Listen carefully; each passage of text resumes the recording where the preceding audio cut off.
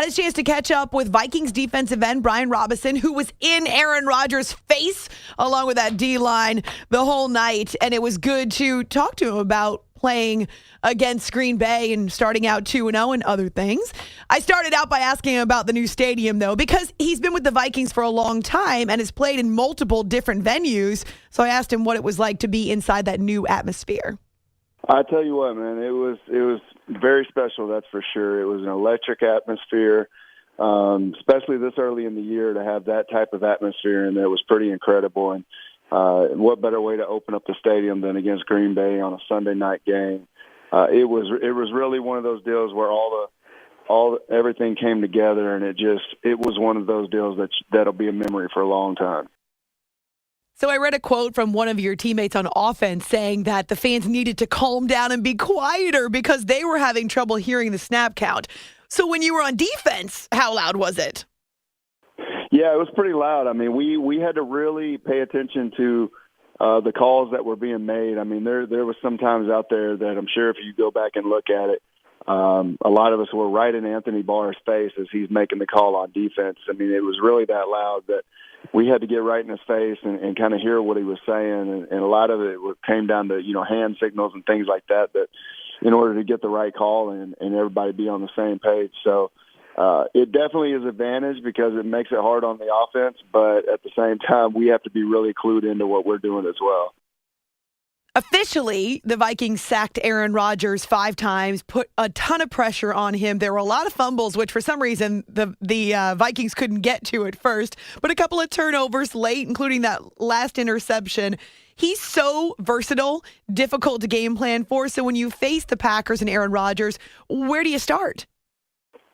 Well, the first thing we had to do was make sure that we didn't allow their running game to get going. When they can get their running game going a little bit, it allows them to be more balanced, opens the playbook up for more for them. So we did a good job of playing the run.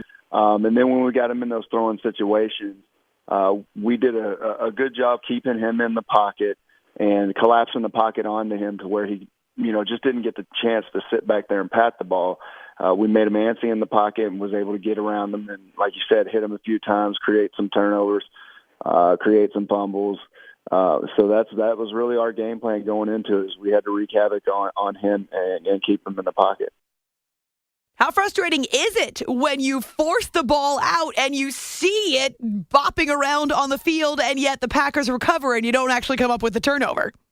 It's very frustrating. But at the same time, I think the thing that's great about our team is no matter what happens, we move on, we go to the next play, and we try to make something else happen. So it is very frustrating. I mean, the fact that we probably could have had, 5 turnovers, that would have been huge for our team and probably would have been a different outcome on the score as far as, having a bit bigger lead and things like that. But at the end of the day, man, I mean, that's what we're trying to do is we're trying to get the ball, cause fumbles, cause interceptions, things like that. We just got to do a better job next time of us recovering them. We're spending a few minutes with Vikings defensive end Brian Robison after that huge win over the Packers on Sunday night at their brand new stadium. It's After Hours with Amy Lawrence on CBS Sports Radio. I enjoy asking this question of defensive players because it's such an important thing in the NFL right now. So much concentration on protecting quarterbacks and the rules to protect quarterbacks. So when you go after a QB, what is the right way to hit him so you don't get a flag? It really is a tough deal.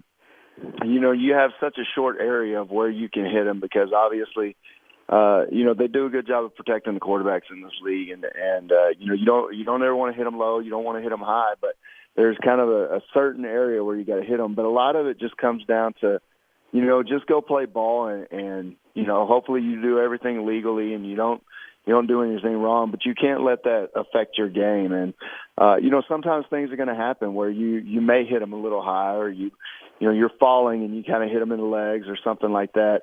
But I think for the most part, you go out there, you just play ball, and hopefully everything works itself out. On the offensive side of the ball, it was such a lift to be able to get Sam Bradford out there. He and Stephon Diggs had a great game, just a couple of weeks after he steps into the offense to figure it out following a trade. But then you see Adrian Peterson go down on Sunday night. Even though we don't exactly know how long he's going to be sidelined, what are the emotions when you see one of your best players and captains on the field like that? Yeah, it's never a good sight to see, and you never want to see any teammate go down, much less a guy like Adrian Peterson, who's such a good leader for our team, is an invaluable aspect for our team, and the things that he does cannot be replaced very easily. But the good thing is we do have guys that I feel like can step in and fill that role. We've got McKinnon, we've got Asiata, we've got some guys that can help ease that void. Whether it's this week, whether it's whatever it's going to be, like I said, we don't know. But at the end of the day, that's part of the game. But it's never easy to see a guy like that go down. Having Sam on the field, he's a veteran. He's got a great skill set when it comes to being a pocket passer. Certainly can help if Adrian is out for an extended period of time. This guy's only been with you for a couple of weeks. So from a defensive player's perspective, Brian, what impressed you about the way that Sam was able to step on the field and perform? Well, what's been impressive, and we saw this throughout practice, is how quickly he has grasped the offensive system that Norv's got in place.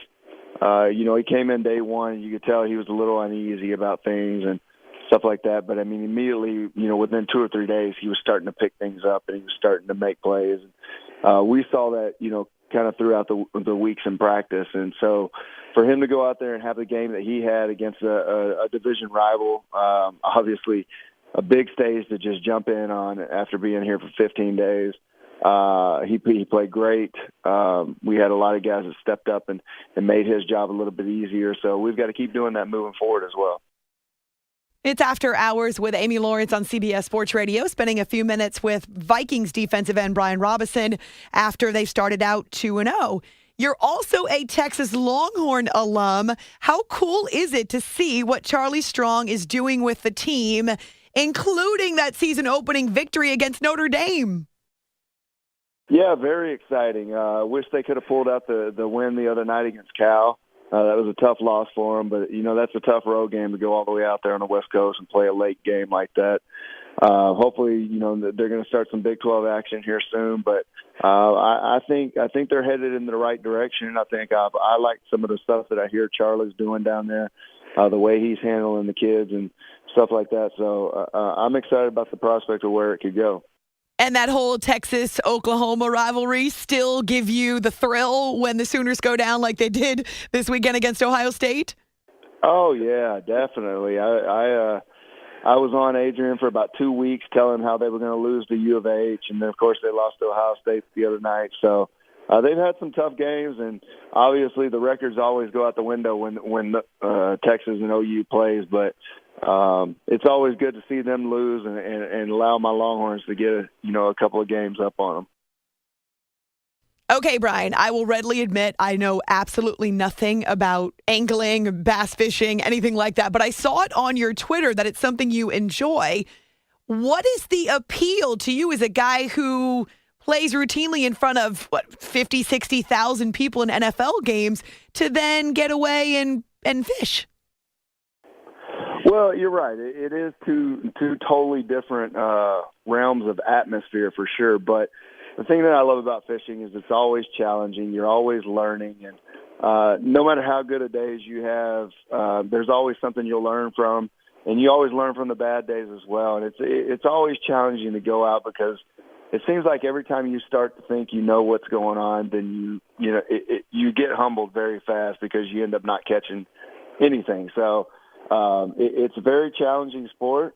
You have to kind of know the ins and outs. It's a lot like getting ready for a football game. You can do a lot of things and film study versus map study when you're getting ready for a tournament or something like that. But you kind of have to adapt to the situations that are happening at that point. It's kind of the same way with a football game.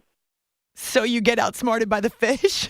You can, man. I mean, it's crazy to think that, but I've been on top of fish. You catch a couple of them, and it's a big school, and then all of a sudden, they just take off. So you can definitely get humbled quick in a boat. I love it. It sounds awesome. You can follow Brian on Twitter at Brian_Robison, Robison, Vikings defensive end after they started out 2-0. Congrats on the quick start to the season, and good luck the rest of the way. Thanks so much. Thank you.